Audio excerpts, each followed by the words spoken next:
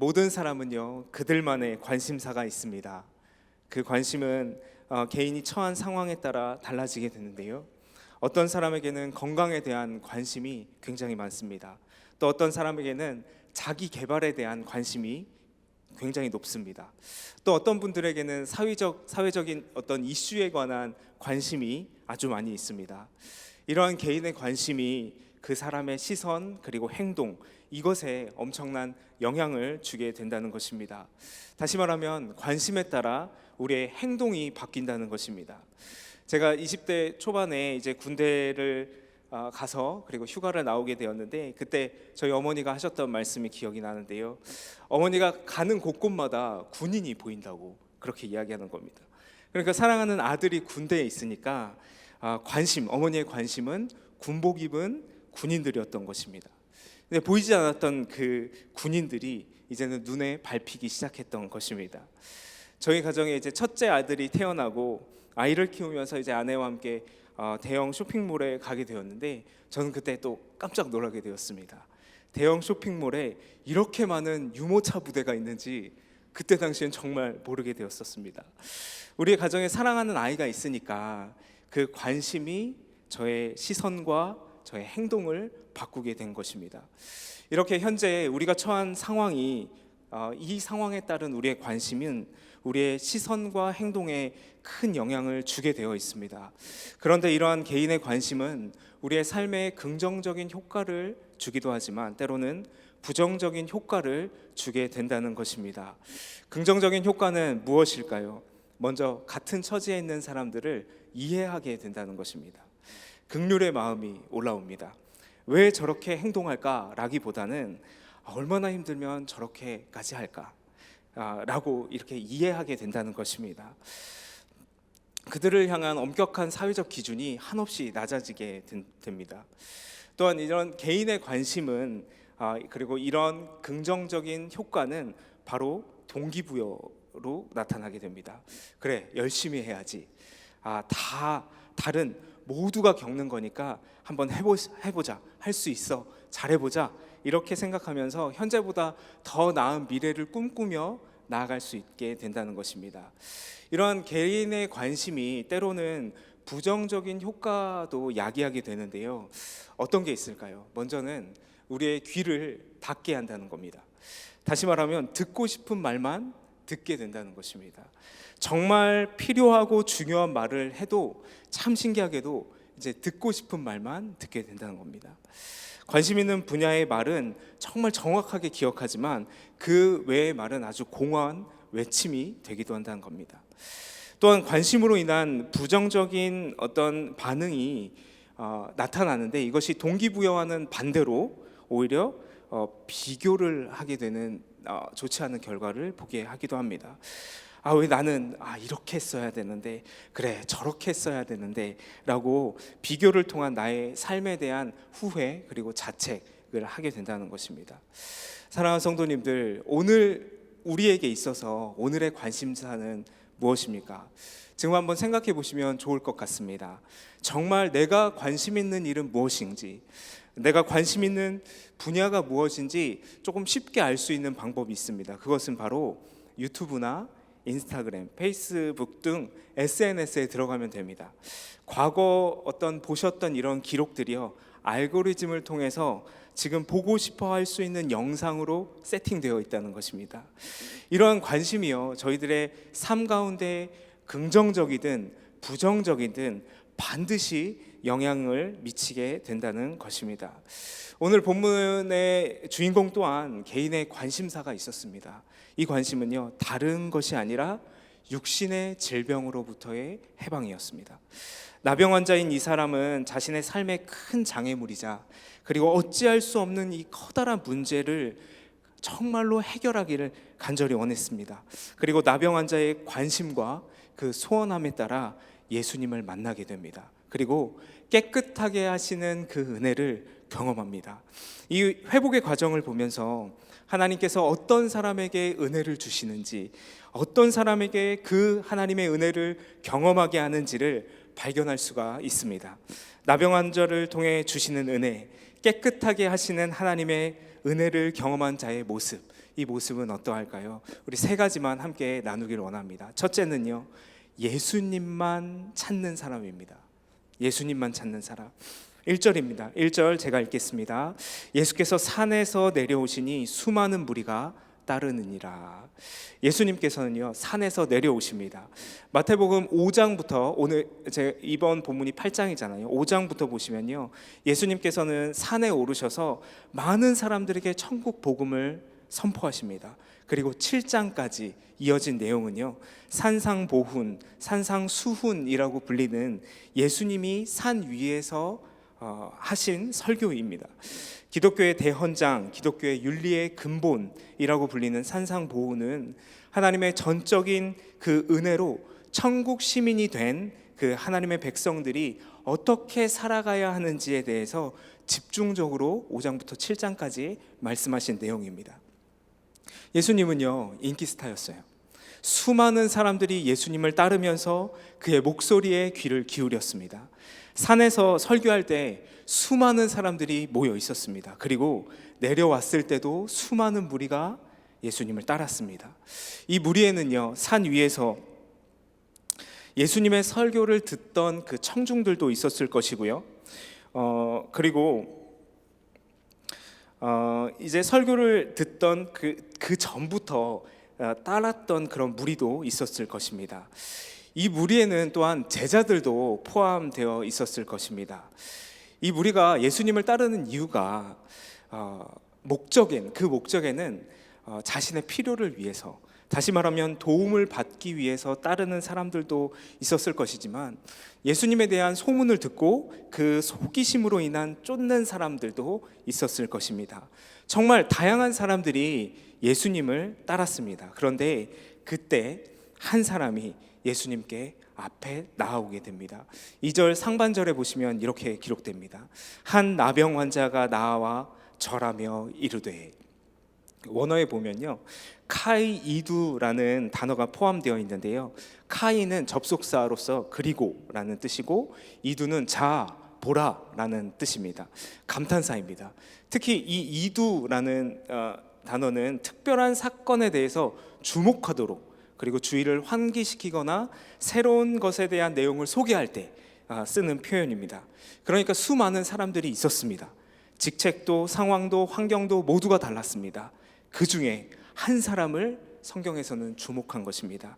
이 사람은 다름 아닌 나병 환자였던 것입니다.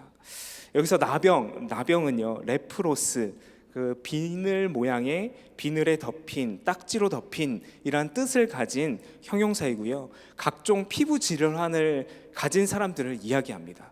나병에서 회복되는 것은 사실상 불가능한 것이고요, 구약에서는요, 모세가 미리암을 치료한 사건, 그리고 선지자 엘리사가 나아만 장군을 치료한 사건이 구약에서는 유일합니다. 유대인들이 봤을 때는 이 나병 환자의 회복은요, 불가능한 것입니다.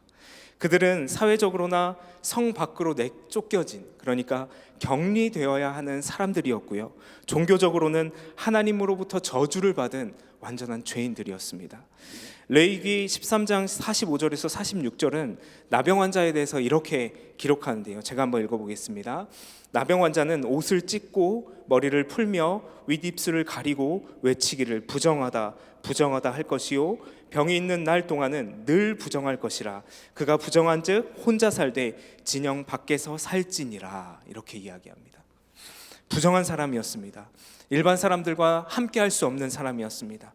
혼자 살아가야 하는 사람들이었습니다. 이들의 삶이 얼마나 절박했을까요? 얼마나 힘들고 비참했을까요? 절망의 삶을 살아가고 있던 사람이 바로 나병 환자들이었습니다. 그런데 이런 삶을 살고 있던 나병 환자에게 어떠한 희망, 소망의 소식이 들려옵니다. 바로 예수님에 대한 소식입니다. 이 예수님에 대한 소문은요, 그들의 인생 가운데 한 줄기의 빛을 보게 되는 그런 엄청난 소문이었던 것입니다. 그리고 그 빛은 소망이었고 그들의 삶 가운데 회복을 꿈꾸기 시작했던 것입니다. 그래서 그 나병 환자는 결단하고 예수님을 찾아간 것입니다. 사실상 근데 그런 그 나병 환자의 결단은요, 목숨을 건 결단이었어요. 율법을 어긴 결단이었습니다. 수많은 비난과 손가락질, 어쩌면 죽음까지도 각오한 결단이었을 것입니다. 이 사람에게 단 한 가지의 소망이 있다면 바로 저주로부터의 해방이었습니다. 절망 가운데 있던 삶의 자리에서의 그 회복을 갈망했던 것입니다. 그래서 이 사람이 바로 예수님을 만납니다. 그리고 절하며 주여 라고 고백합니다. 2절 상반절 다시 한번 제가 읽어보겠습니다.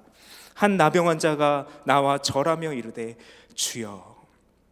나병 환자는요, 예수님께 절합니다. 경배의 표시입니다. 하나님을 경배하는 마음으로 예수님을 경배합니다. 그리고 주님이라고 부릅니다.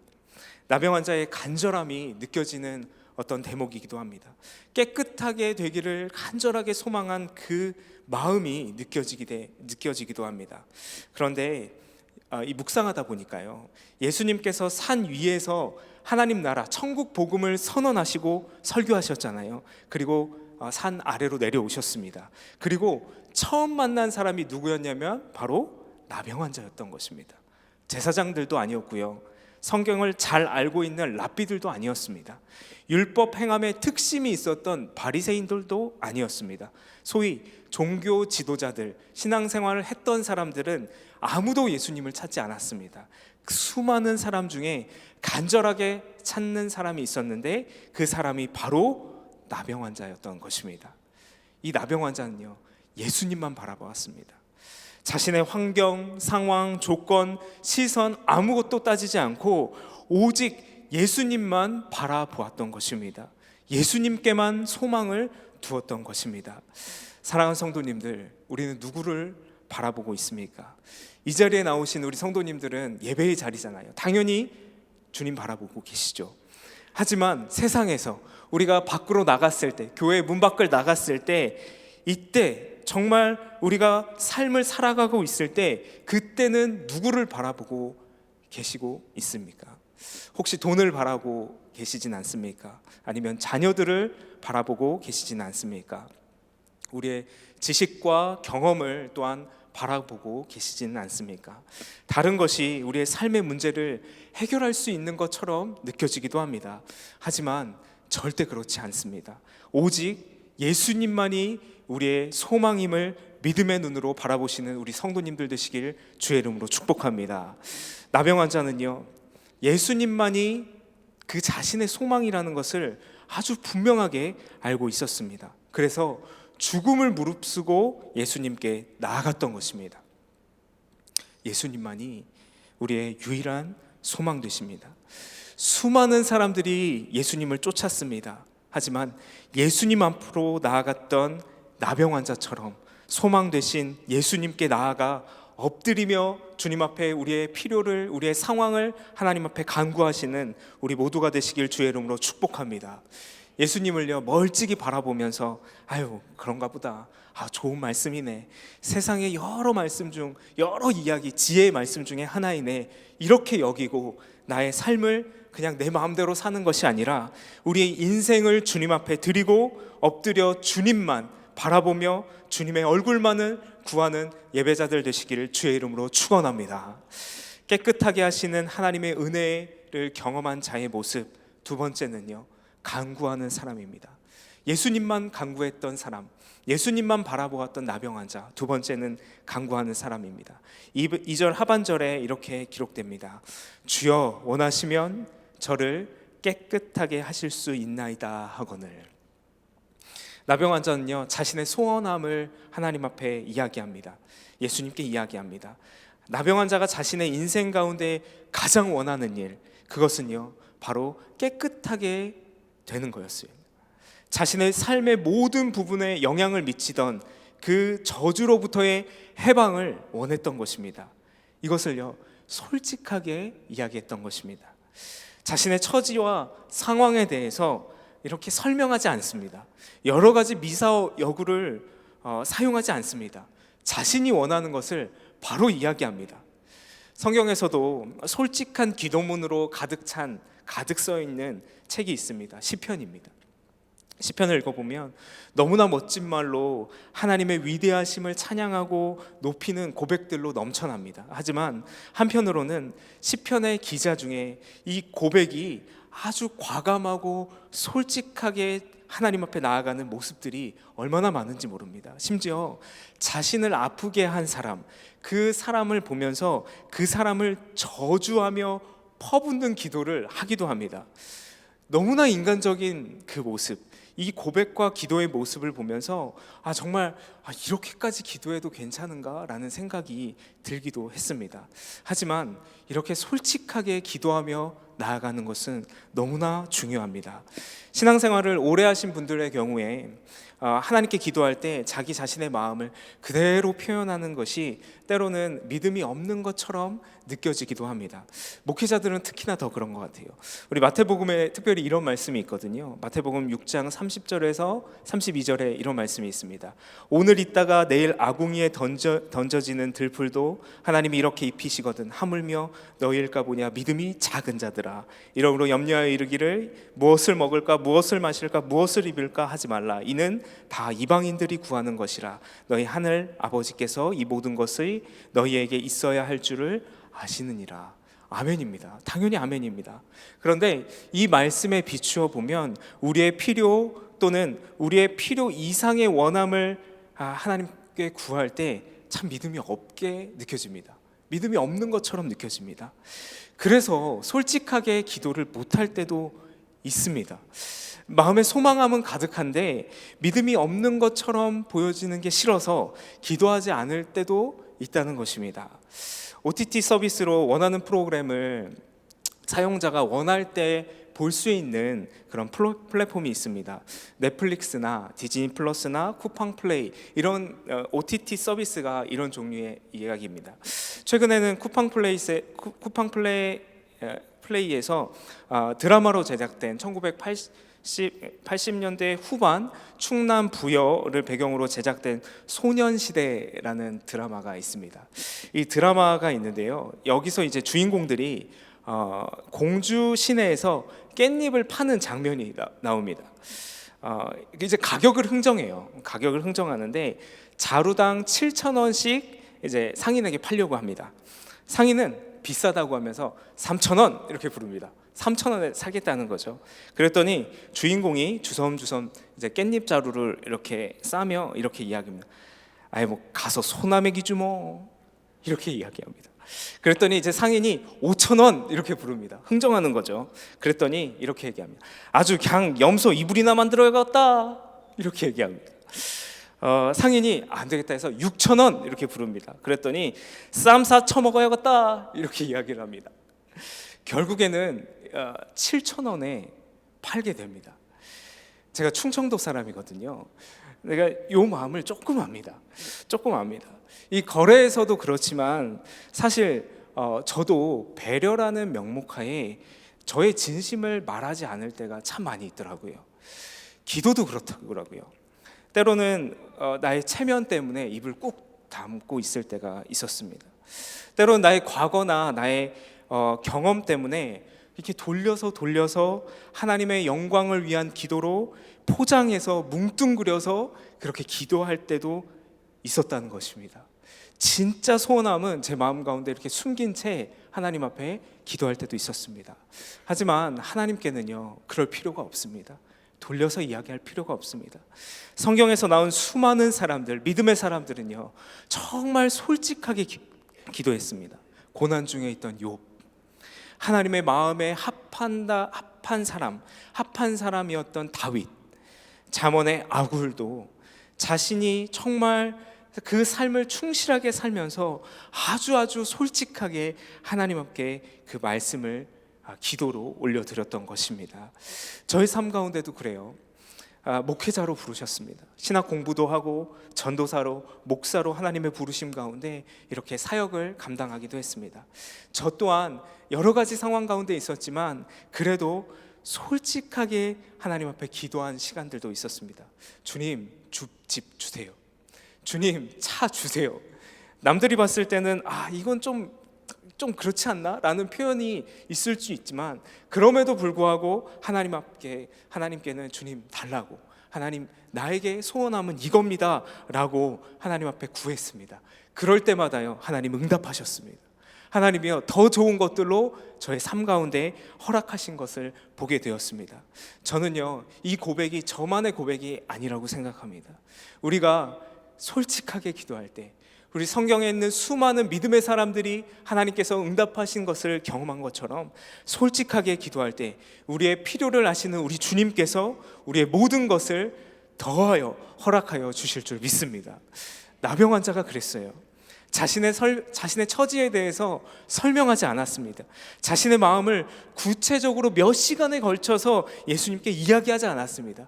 그가 이야기했던 건 주여 깨끗하게 되기를 원합니다. 이렇게 단순하고 아주 직설적으로 분명하게 이야기했다는 것입니다. 그런데 이 나병 환자의 그 기도 가운데 아주 중요한 고백을 하는데요, 그것이 바로 응답의 조건을 언급했던 것입니다. 응답의 조건이요. 2절 하반절 우리 다시 한번 보기를 원합니다. 2절 하반절에 이렇게 기록됩니다. 주여 원하시면 저를 깨끗하게 하실 수 있나이다 하거늘. 주여 원하시면. 그렇습니다. 이게 조건이라는 거예요. 주님이 원하시면. 나병 환자는요, 예수님의 치료의 능력과 권세를 확신하고 있었습니다. 나병 환자를 고치시는 일, 죽은 자를 살려내는 것만큼 어렵다고 생각한 수많은 사람들의 그 입장 속에서 거의 불가능하다고 생각한 그 구약의 사람들, 그리고 이어진 많은 사람들, 하지만 이것이 가능할 때가 있는데, 이것이 하나님의 사람이 사람을 보내실 때 그 사람이 그 사람을 통해서 고치실 수 있다는 고백, 이 생각을 하고 있었다는 것입니다. 예수님을 하나님께서 보내신 자이며 예수님이면 가능하시기에 나병 환자는 이 예수님의 능력을 신뢰하고 있었다는 것입니다. 그리고 그가 분명히 인지하고 있던 것은 자신의 병이 나음에 있는 것은 전적으로 예수님의 의지에 달려 있다는 것을 알고 있었다는 것입니다. 사랑하는 성도님들, 우리 예수님은요, 못하실 일이 없습니다. 제한이 없으신 분이 우리 주님임을 고백합니다. 우리 주님에게는요, 능력이 있습니다. 우리가 처한 상황이 아무리 절망적이어도, 도저히 앞이 보이지 않아도, 불가능해 보여도 우리 주님이 원하시면 이 모든 상황이 회복될 줄 믿습니다. 깨끗하게 되시는 놀라운 은혜가 우리의 삶 가운데 나타날 줄 믿습니다. 주님의 능력과 권세를 신뢰하는 우리 모두가 되기를 주의 이름으로 축원합니다.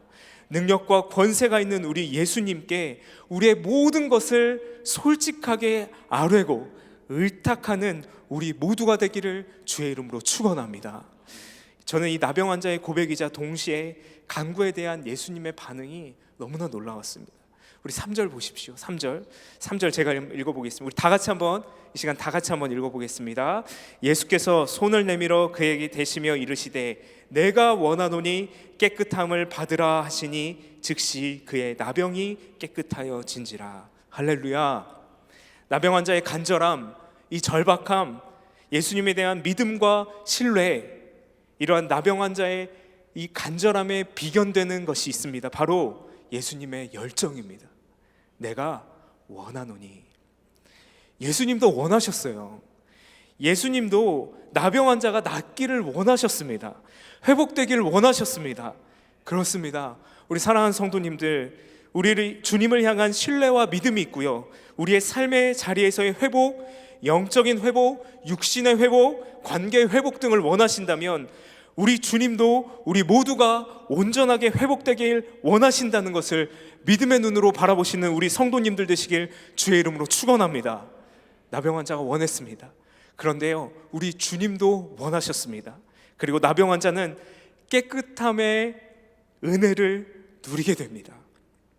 우리 다시 한번 놀라운 축복의 말씀 함께 읽기를 원합니다. 우리 3절 한 번 더 읽겠습니다. 시작. 예수께서 손을 내밀어 그에게 대시며 이르시되 내가 원하노니 깨끗함을 받으라 하시니 즉시 그의 나병이 깨끗하여 진지라. 아멘. 그렇습니다. 나병 환자가 누렸던 회복의 은혜, 기쁨의 은혜, 이 모든 것을 오늘 이 밤에 우리 모두가 주님 앞에 나아감으로 누리는 우리 모두가 되시길 주의 이름으로 축원합니다. 깨끗하시게 하시는 하나님의 은혜, 이 은혜를 경험한 자의 모습, 세 번째는요, 변화된 삶입니다. 나병 환자는 깨끗하게 하시는 하나님의 은혜를 경험하게 됩니다. 즉시 나음을 얻는 축복이었습니다.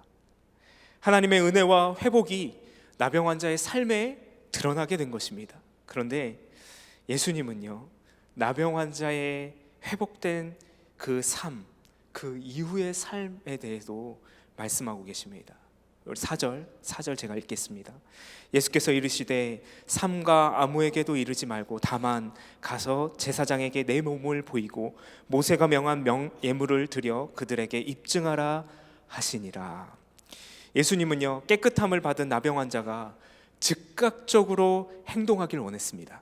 가서 보이고 드리고 입증하길 원했습니다. 나병 환자가 가야 할 곳은 어디였을까요? 제사장이 있는 곳, 예물을 드려야 할 곳, 바로 성전이었습니다. 예수님은 나병 환자에게 아무에게도 이르지 말고 바로 즉시 성전에 가기를 원하셨습니다. 아무에게도 이르지 말라고 말씀하신 것으로 보아 예수님이 치유하실 때 주변에 사람들이 없었던 것이 거의 확실합니다. 그리고 다른 사람에게 알리는 것보다 그가 먼저 중요하게 행해야 할 것은 바로 성전에 나가 제사장들에게 보이는 것이었습니다. 예수님은 사람들에게 먼저 알리게 될 때 이로 인한 사역의 어려움을 미리 알고 계셨습니다.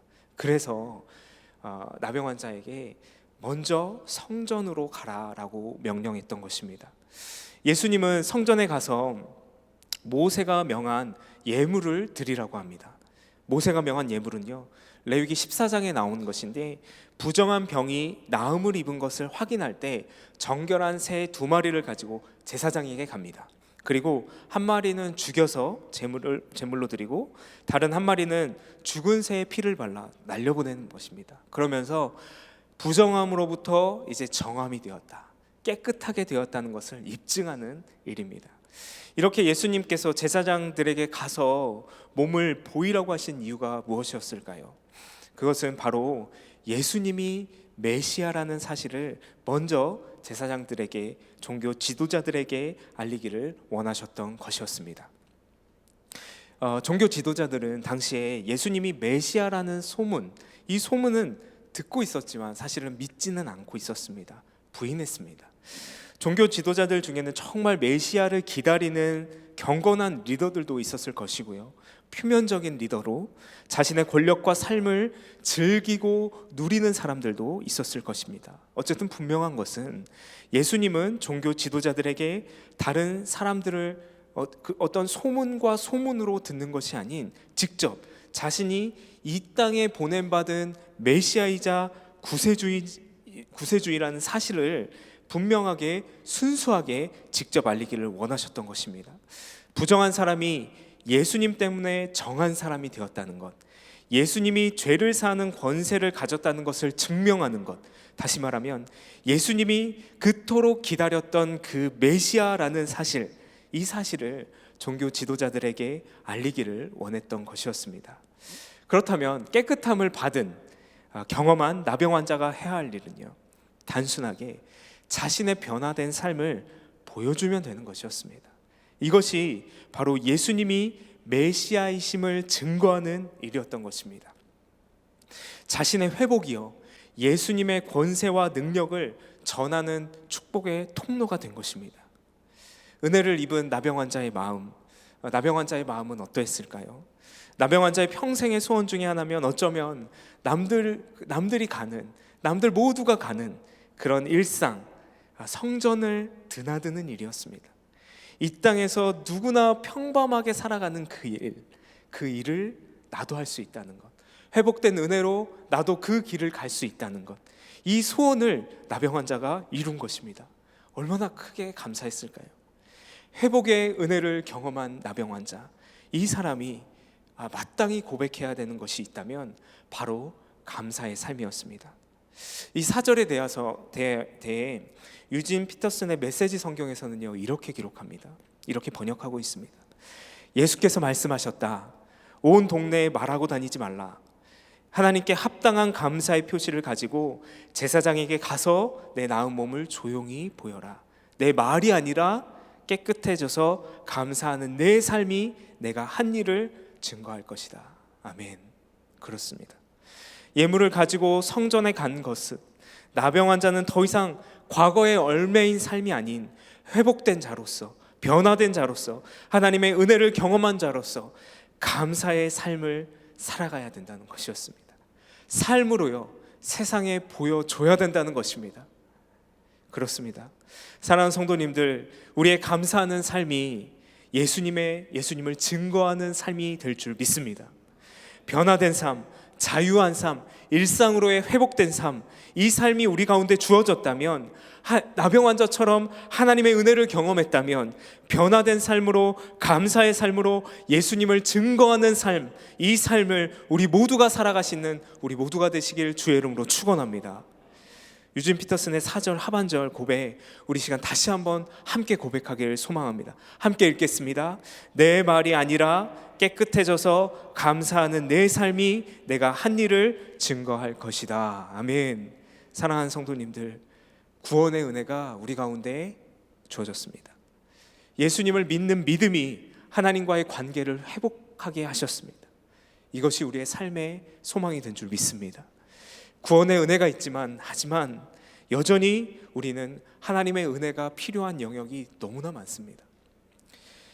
아버지 되신 우리 주님이 아직 연약한 부분, 회복이 되어야 하는 부분, 연약한 우리의 가정이 회복이 되어야 하는 부분, 연약한 우리의 육신이 회복될 수 있도록, 연약한 우리의 한국 교회와 민족이 회복될 수 있도록 기도할 수 있는 특권을 우리에게 주셨습니다. 간절함으로 예수님만 구하며 솔직하게 우리의 회복을 위해 기도하는 우리 모두가 되시길 주의 이름으로 축원합니다.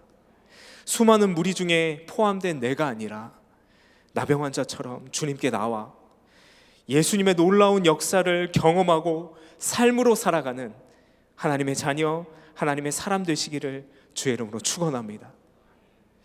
하나님께서 이렇게 간절하게 주님 앞에 나갈 때 놀라운 은혜를 오늘 이 밤에 주실 줄 믿습니다.